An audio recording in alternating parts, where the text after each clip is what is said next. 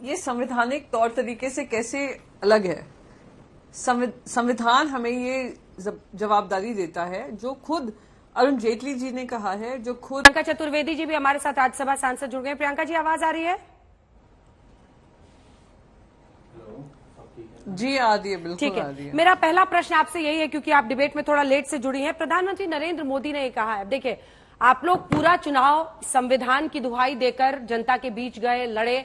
PM का ये कहना है कि जो देश में जनता ने सरकार चुनी, 240 बीजेपी और प्री पोल अलायंस वाली टीडीपी और जेडीयू, जिसकी वजह से मोदी की तीसरी बार सरकार बनी, उस सरकार की आवाज को, प्रधानमंत्री की आवाज को अलोकतांत्रिक तरीके से 2.5 घंटे तक लोकसभा में दबाया गया नारेबाजी से, जहां पर हेडसेट लगाकर पीएम को लगातार बोलना पड़ा, और राज्यसभा में जब वो मणिपुर और अन्य मुद्दों पर बोल रहे थे तो आप लोगों ने वॉकआउट कर दिया।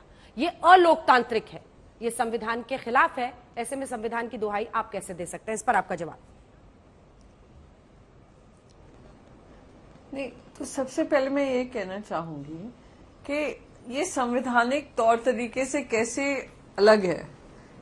संविधान हमें ये जवाबदारी देता है, जो खुद अरुण जेटली जी ने कहा है, जो खुद सुषमा स्वराज जी ने कहा है, कि संविधान की जिम्मेदारी बोलती है कि जब हम विपक्ष में होते हैं, हम उसके बारे में हम चर्चा करें, जो हमारे मुद्दे हैं हम उसके बारे में बात करें।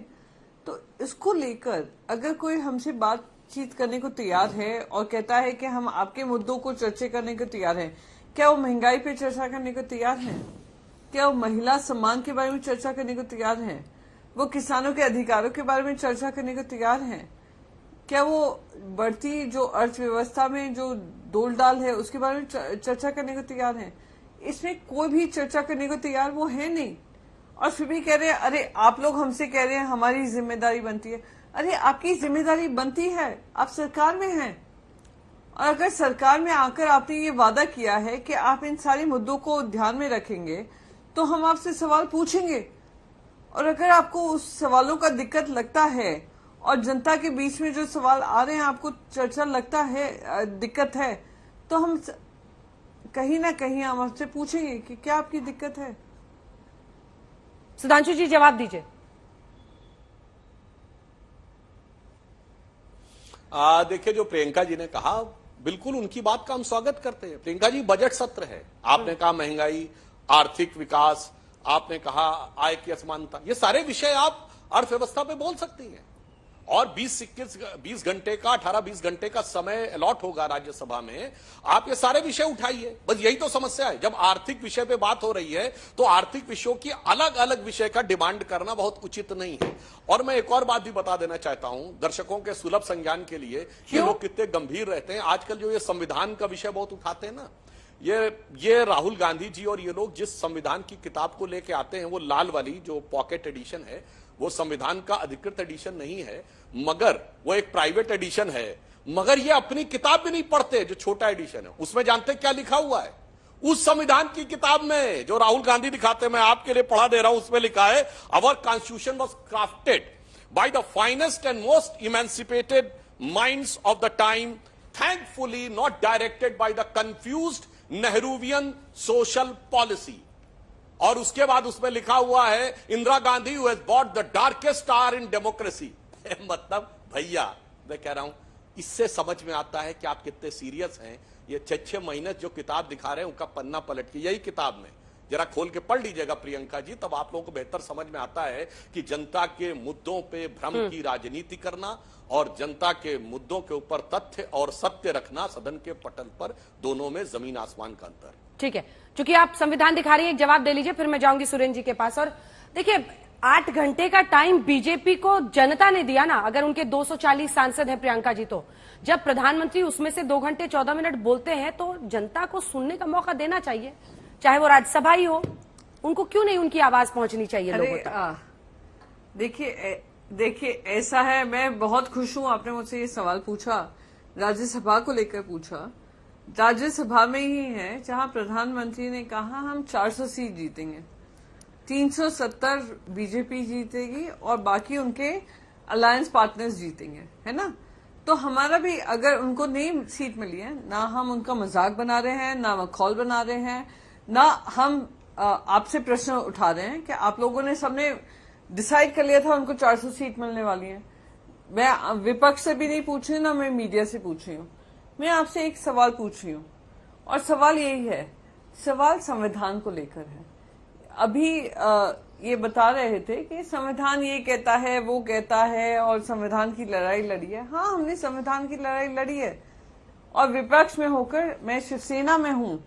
शिवसेना वो पार्टी है जो इनके साथ 25 साल तक अलायंस में लड़ी है और 25 साल के बाद अगर उनको लगता है कि 25 साल में इन लोगों ने अपनी सत्ता बनाकर इन लोगों को लगा कि हमें इनकी जरूरत नहीं है, तो ये क्या संविधान का उल्लंघन नहीं है? क्या एक अलायंस का उल्लंघन नहीं है? क्या ये उल्लंघन नहीं है कि जो विचार के साथ हम लोग आगे बढ़े हैं हम लोग उसका उल्लंघन करें? तो इसलिए मेरा सवाल बस यही है, जब ये बड़ी बड़ी बातें करते हैं कि हमने संविधान को ध्यान दिया, हमने इसको ध्यान दिया, हमने उसको ध्यान दिया, ये क्या बात करें? किस आधार पे बात करें? इसलिए हम इनसे सवाल पूछेंगे। सुरेंद्र जी एक छोटा सा आपकी तरफ से जवाब। ठीक है सुरेंद्र जी एक छोटा सा बोलिए, उसके बाद सुधांशु जी से जवाब दूंगी।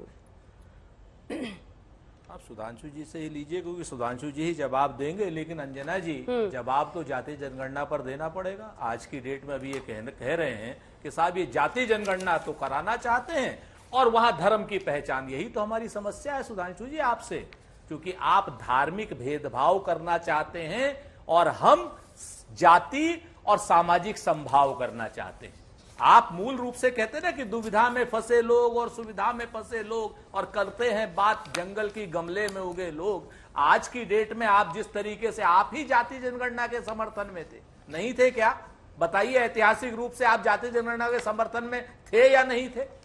आप चाहे वो मुंडे साहब हो, चाहे वो आपके यहाँ पे पूरा आप 2020 तक जाति जनगणना के समर्थन में थे, अचानक से क्या हो गया? और बिहार से तो आप जाति जनगणना के समर्थन में प्रधानमंत्री के दरवाजे तक आए सर्वदलीय बैठक मीटिंग को लेकर के, और आज जाति जनगणना घनघोर विरोध में। और रही बात आप कांवड़ की यात्रा के को जो सांप्रदायिक बनाना चाहते हैं ना सुधांशु जी, चूंकि आप उत्तर प्रदेश का चुनाव हार गए, आप बद्रीनाथ भी हार गए, आप अयोध्या भी हार गए, इसलिए आप इस देश में जो हिंदू मुसलमान की अब आग लगाना चाहते हैं, बेरोजगारी आग। सुधांशु जी एकदम संक्षिप्त में आपको जवाब देना होगा।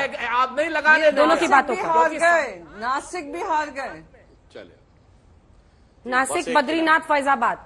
बस एक ही लाइन, गमलों में करोड़, बस दोनों लोगों को एक एक लाइन में उत्तर देता हूं। गमले में करोड़ों की खेती उगाने वाले लोग आज आकर दे रहे हैं पूरे भाषण का संयोग। अब मैं दूसरा बताता हूं सुरेंद्र जी, राहुल गांधी जी ये कहते थे कि मैंने जातीय जनगणना करवा दी बिहार में, वैसे वो जातिगत सर्वे था। तो पहले तो ये जवाब दिलवा दीजिए तेजस्वी यादव से कि राहुल गांधी कहने पे की, चलिए जहां आपकी स्पष्ट सरकारें चुनौती दे कहता हूं करवाइए, हिमाचल में क्यों नहीं हो रहा है, तेलंगाना में क्यों नहीं हो, कर्नाटक में करा रखा है, क्यों नहीं हो रहा है बाहर? ये वो लोग हैं। और प्रियंका जी को मैं बताना चाहता हूं, संजय राउत जी ने भी बयान दिया था, शायद आपको ध्यान नहीं है, उस समय बाला साहब ठाकरे जी ने समर्थन किया था इमरजेंसी का। प्रियंका जी कह रही है झूठ बोल रहे हैं, कर्नाटक में भी होगी, हिमाचल में भी होगी। अरे भाई आप हो चुकी है सर डेट